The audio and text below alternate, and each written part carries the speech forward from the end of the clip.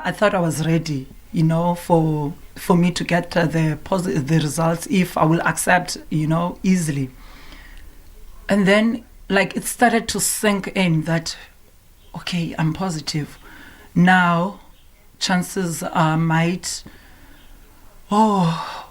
die. Initially, Pam viewed her testing positive for COVID-19 as a death sentence. Fearful and anxious, she was, however, determined to fight back. But nothing prepared her for the more than 2 weeks battle with COVID-19 symptoms. When she eventually recovered, she thought the storm was over.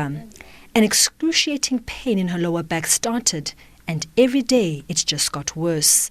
Weeks later, she still can only sleep on her back. It's like someone punched me or bumped into something or I fell with my back.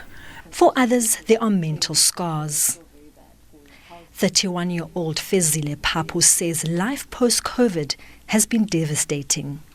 I'm actually scared it might be mentally or psychologically, but whenever I drink cold stuff after the virus right now, it actually affects my throat. My throat becomes, as if there's mucus or something that I need to burp or something just needs to come out. He deals with both the physical and psychological impact of COVID-19 daily. The one thing that actually is the anxiety and heart palpitations, and where I could, out of the blue basically, I could just feel that I'm just very anxious. Post-COVID side effects differ from person to person.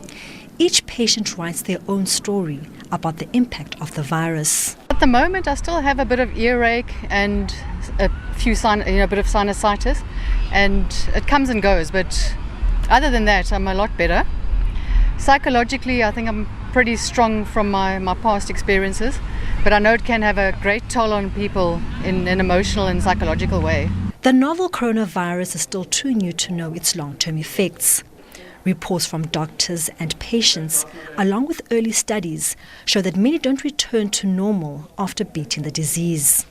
What happens is our body reacts in certain kinds of ways, and we don't remember in the same way that we usually remember. It's what we usually speak about as traumatization, as a memory of something that was very, very threatening, which COVID can be. Not always, but it can be.